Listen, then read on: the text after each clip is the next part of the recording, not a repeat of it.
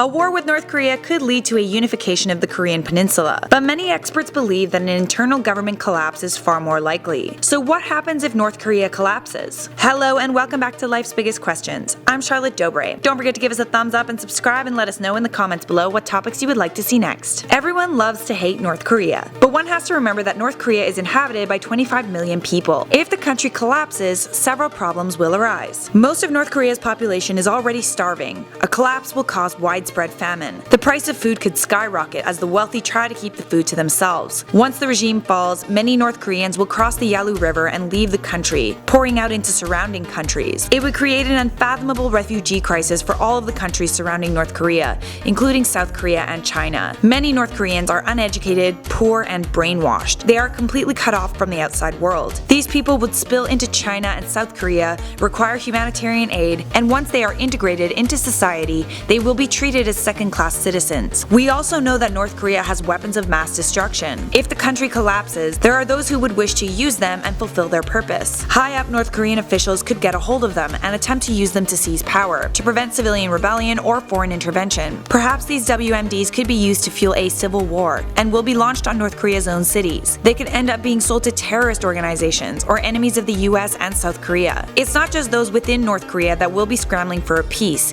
if and when North Korea collapses. A North Korea collapse will have a profound effect on China, and they will likely intervene. There is the possibility that perhaps China will try to expand its territory into North Korea, and that could have serious consequences. If Western intelligence predicts an imminent collapse of North Korea, military forces in South Korea go on high alert. Any aggravation could result in an artillery duel, and that will escalate into an air campaign. The American and South Korean military will immediately try to capture the weapons of mass destruction sites. Chinese forces could be crossing over into North Korean territory, creating a hostile environment. South Korean and US forces could bomb Chinese forces, which could lead to a full-on military confrontation between global powers. Reunification of the Korean peninsula presents other problems, and these problems are making many weary about the idea of North Korea collapsing. If a military conflict is avoided, a unification of North and South Korea could cost at least $10 trillion in the first decade, maybe more. That's according to North Korea expert Dr. Leonid Petrov. And who's gonna have to pay for that? The younger generations of South Koreans, who are also struggling to find work and will lose more work to an influx of North Korean refugees. This is why perhaps many young South Koreans aren't too thrilled about the possibility of reunification. As awful as it sounds, many are hoping that things will stay as they are as long as possible. For all these reasons, a North Korea collapse is likely not on the table anytime soon. You've got to get rid of Kim Jong-un before it's even a remote possibility. If the missile and hydrogen bomb tests have taught us anything, it's that Kim Jong-un is not going to let his country fall to pieces. I'm Charlotte Dobre for Life's Biggest Questions. If you enjoyed that video, you should definitely check out What If Kim Jong-un Was Assassinated? Clickable on the screen right now. And while I have your attention, I would like to take a minute to ask you to become a patron of Life's Biggest Questions. Yes, we make money from our videos, but because of the way YouTube monetization works, occasionally the topics we post are not eligible for advertising. We do not find out a topic is not advertiser friendly until after we have researched, written,